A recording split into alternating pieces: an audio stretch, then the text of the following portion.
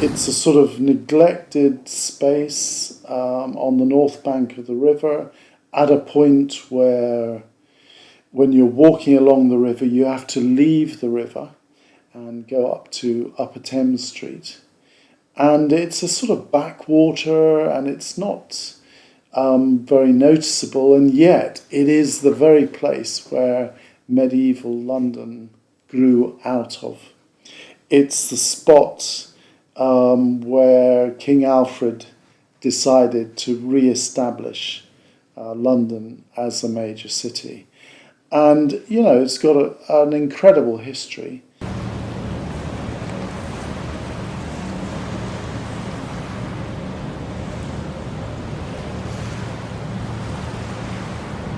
I'm not sure where the original idea, I think it may have come from the city, on their environmental area, where I was advised that in other parts of the city, not many, but one or two, there are in fact mosaics which work very, very well. So then my mind started working along that.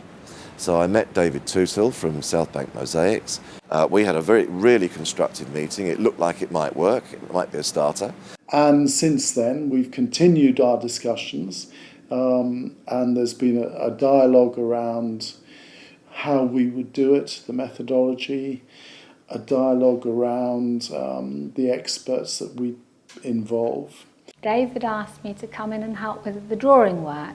My colleague Jo, who works at Southbank, she had the original concept for the design, which was to have the river running through the middle and then the story, the timeline running along the top. So my first task was to produce this, which only at tiny scale had to fit in 2,000 years of history all along the route of the River Thames.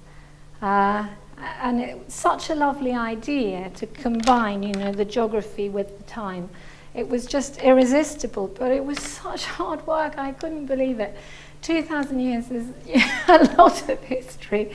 And when we started, we didn't really know anything about the local history.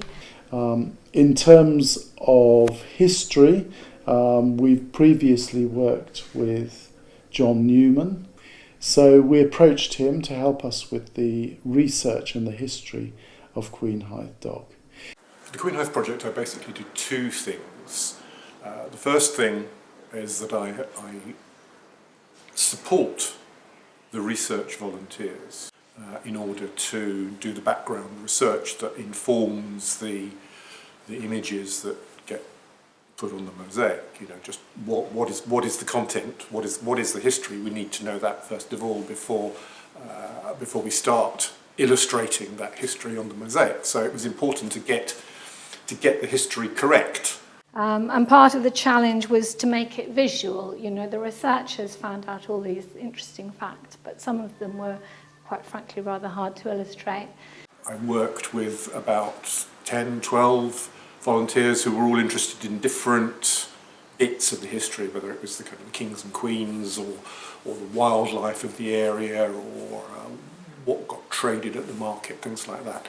And we had all the creatures that lived in the Thames and some of the historical figures associated with Queenhithe, but also an awful lot of kings and kind of rather random people who were just things that happened in English history.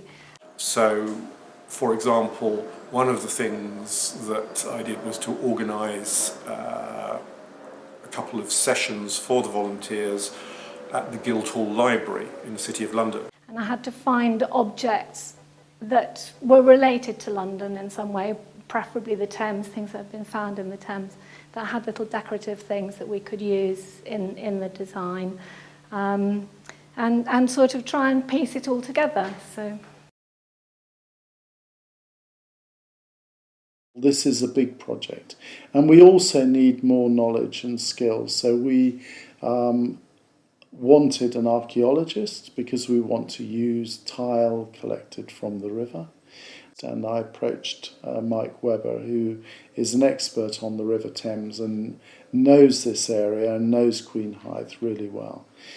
So I've been working with two groups, in fact. A group of volunteers from Southbank Mosaics, and we also invited the City of London Boys' School to get involved as well. We would do a walk, a historical walk created by myself 1 week, and then we would go on what we call the foreshore walk, and we would walk right along across to Queenhithe Dock.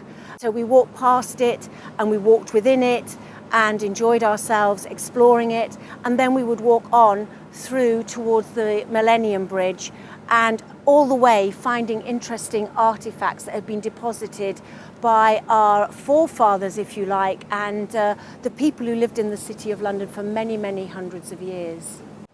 The volunteers I've worked with on this project were totally baffled when we first came down to the beach. Most of them had never been here, and certainly none of them had the slightest idea what they were looking for.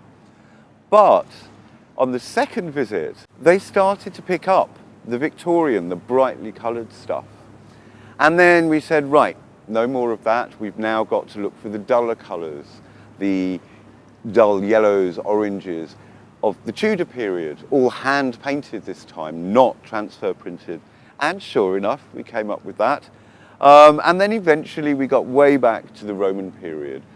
And I have to say, when I very first came across Queenhithe, the hair on the back of my neck stood up. I almost felt that it was a real moment for me, because it is in fact the only Anglo-Saxon dock surviving, well, within the whole world. Obviously being Anglo-Saxon, it's set in Europe, but that alone made me feel all the multi-layers of life, the loves, the lives, the deaths, the births, the rich, the making of wealth, the losing of wealth. You know, in that one spot, we have really no idea of just how much went on in that spot. And I think that's what I felt. I felt really much an affinity with that place. And that's what made me very excited to discover that it was going to be commemorated in this way, with a 30-metre long mosaic, basically charting the history of that spot in the city. I have to say it's very, very exciting. Well, I think it reinforced what I always felt, that it's a really interesting place, and that it's got so many layers of history and connection, and I like the fact that it's got these really ultra-modern buildings next to these really ancient places, and that wherever you go, there's always something new in London. You know, I didn't know about Queenhithe, and it's amazing, the only Anglo-Saxon dock left in the world, and I didn't know about it. So, and I think I know about London history, so you can never ever get to know London, and I think that's why it attracts people, because it's just so much in it. But we gathered all of the material. Then, of course, it has to be washed. So all of our finds taken back to Southbank Mosaics and washed, just using water and scrubbing brushes. And then, of course, it's all laid out to dry. And it's at that point that you realise just how much you've collected. And also, you start to spot the huge differences in the techniques, the colours, the patterns, and so on. So once we'd washed, dried, we then had to sort the pottery. And rather than doing this by myself, the volunteers were actually quite eager to get involved in that.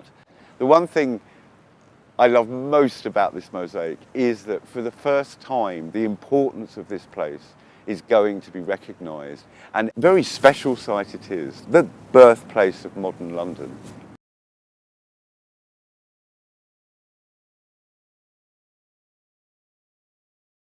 Yeah, I mean, at this stage, we've got two key artists who are doing the drawing onto the craft paper and the making in terms of a sort of template of how a particular part of the mosaic will look.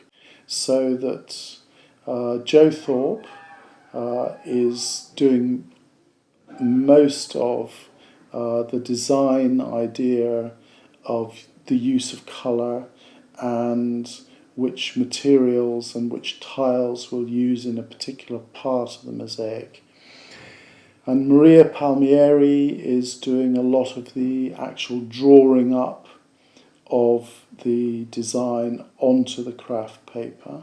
So my role is on one side to work on the planning and the design of the work with Joe and Tessa, and then to teach and guide our volunteers who work on the mosaic making stage. At the moment, for example, I'm working on scaling up the drawings that Tessa has provided. So obviously that requires a bit of adjustment according to the space that you got and thinking about the material you're going to use and the size of tiles you're going to use to make it easier for people to work it without obviously compromising the quality of the work. I'm very interested in making mosaics as well, because that's it's a really useful artistic skill, and that, I'm really enjoying that side of it as well, not just the archaeology but the actual seeing how people make these amazing mosaics. And I'd like to carry on with both strands really. So we are in June now, and all the design has been drawn up to real scale, and we are in the middle of the making process now.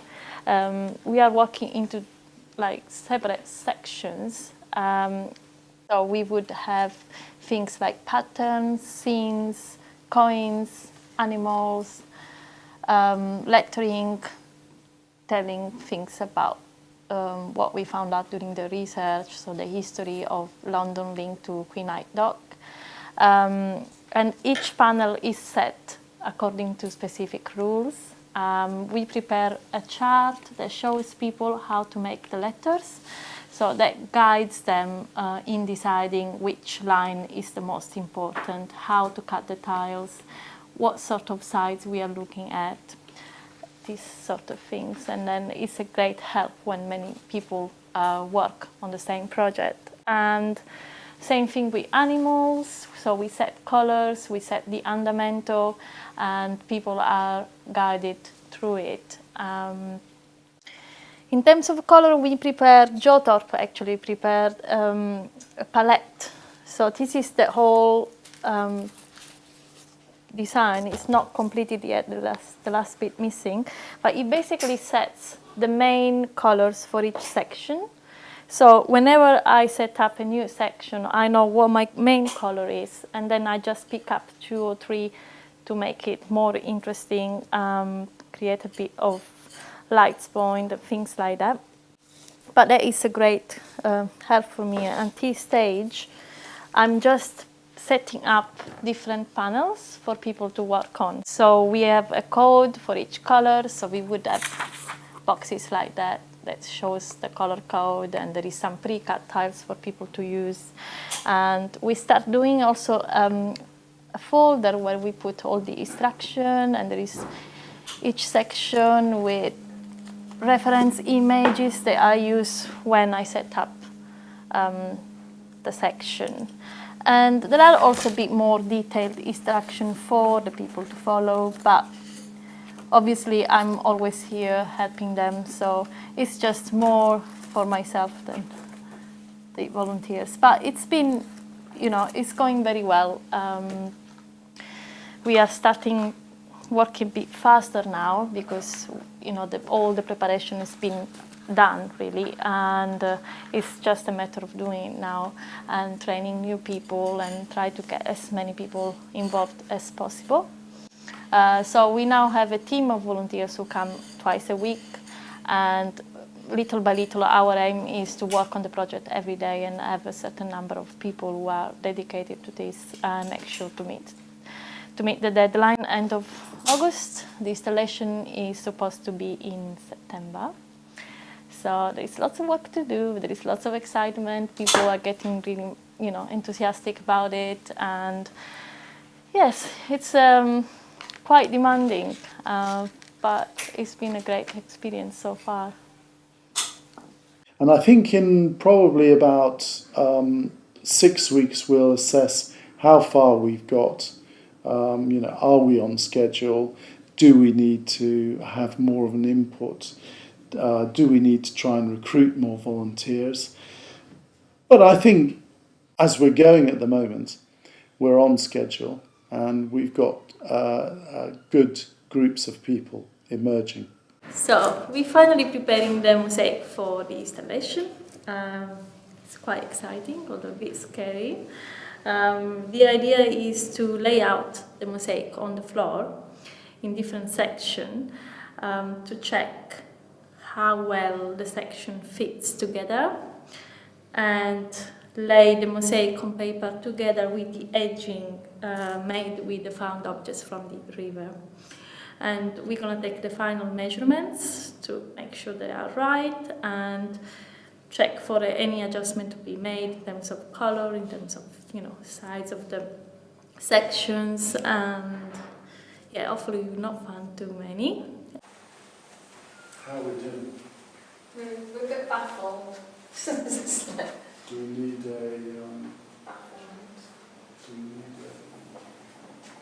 map? Have we got a map that tells us what? I think that's what Maria's. How are you So- here at this point? Are you No, this is okay. That's okay. Yeah. So it might turn out okay then.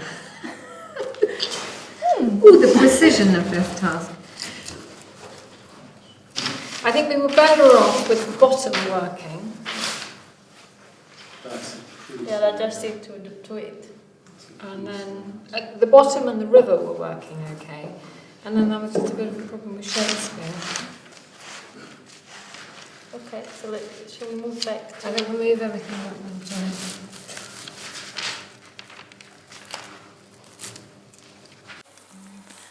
Well, it's just a shape. These are my little notes for the installation. It's not a proper installation plan, but it kind of tells me what sort of, what sections goes where. And at the moment I'm just writing down the section for the river bits, just to make sure that they are in the right place compared to the section of the mosaic. And then because we're gonna put the section away, we're gonna put them into boxes, and they're gonna have to be put in a certain order to make it easier on the day of the installation, just to pick up the right piece.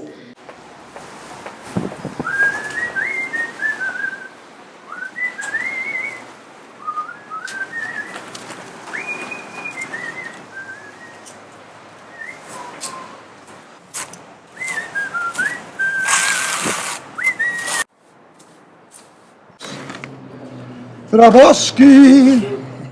Trajbowski. Quelle giovane. Very good. Impressive Italian concept.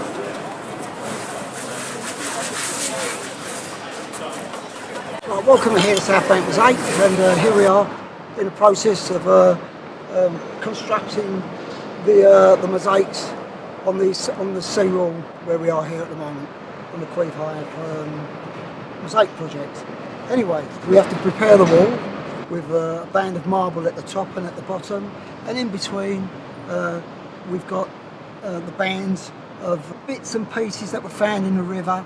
The mosaic then gets put up in between. We put it up with a special adhesive and fix the mosaics, which gives them a solid bed, which makes them very good in all weathers. This is the procedure. We've actually put the mosaic, the adhesive up already, and now we're actually going to pre-grout the mosaic, which I'm going to do now, and show you how we actually fix it. I push it into the joints gently. You do then, you slap it on very close to where it's supposed to go. So it sticks very quickly. You can't keep it in your hand too long because the paper dissolves very quickly and it would break up in your hand. So you haven't got long to actually take it, grout it, and then put it on the wall. And then you beat it into place, as you see, and you line every line in, as you can see, which the artists have pre-done for me when they've actually made the mosaics up. I must make sure I push all the air bubbles out, because air bubbles can destroy a job. And when you've actually done that, you wet the mosaic.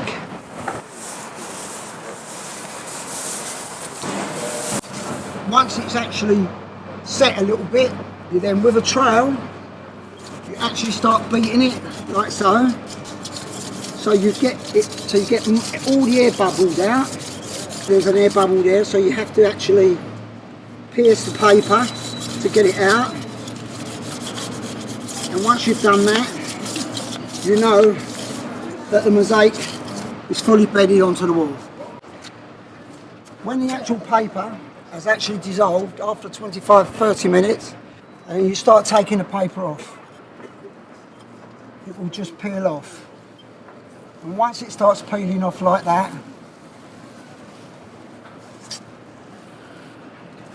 the idea then is that you beat it. You beat one joint into the other so you don't see the joints.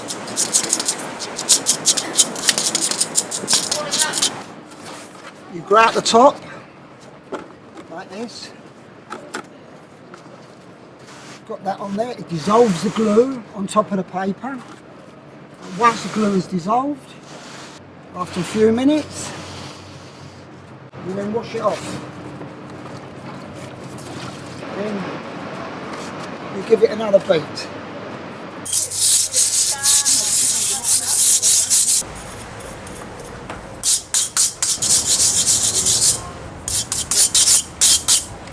And once you've done that, you give it a second wash.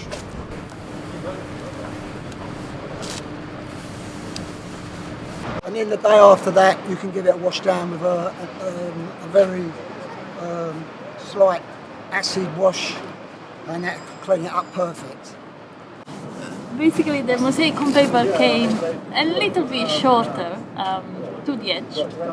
So because it's just one strip, literally the space of a quarter, I'm just gonna fill in straight to the wall with the right colors, hopefully, and it should be all right. You know, when you do these big jobs, it's quite difficult to get it right. And then we did some adjustment because of the wall; it wasn't completely straight. So we did cut the mosaic a bit shorter on paper. Maybe we went too short, but it's an easy fix. Luckily, it's just on the edge. So I'm just gonna build the line missing with quarters. The hardest thing is putting up. I was going to say putting up with you lot. No, the hardest thing here is these cobblestones. Walking on them, working on them. That's the hardest bit. The most rewarding part of this job, obviously, is when I see it completely finished and it's all done. And obviously, like, people who are walking past all love it, so that tells you something. No, I mean, this is one of the reasons why it's going to be so exciting to see the finished thing, because I've never worked like this before. I don't think anybody has. So it's David's original idea. I did and Joe came up with a little concept of how the general plan would be. I did all the drawing and working out the details. Joe then worked out the colour scheme. Maria scaled it all up, and then the volunteers have actually done the making. So nobody really is individually responsible for it. It's a complete kind of team effort, and it would be very interesting. So here we are, we're in Queenhithe, very shortly to have its own mosaic, which will be a legacy which may last up to 1,000 years, but certainly 500, and a legacy that which we can all be incredibly proud of. And I've also enjoyed the mosaic side of it as well, making a mosaic and seeing how complex it is at a high level to make it, and it's very skillful and quite mathematical. So yeah, it's been very, very enlightening project. And I'd definitely like to carry on with the mosaic making and with finding out more about archaeology. And it's also interesting that how many people don't know of the existence of Queenhithe. So of course this project was absolutely fantastic for me to once again to bring that very interesting dock to the forefront, to actually make people pay attention, take notice. And as I've said, you know, many times, the mosaic is absolutely the perfect way to do that, to enlighten people about the history of that particular area.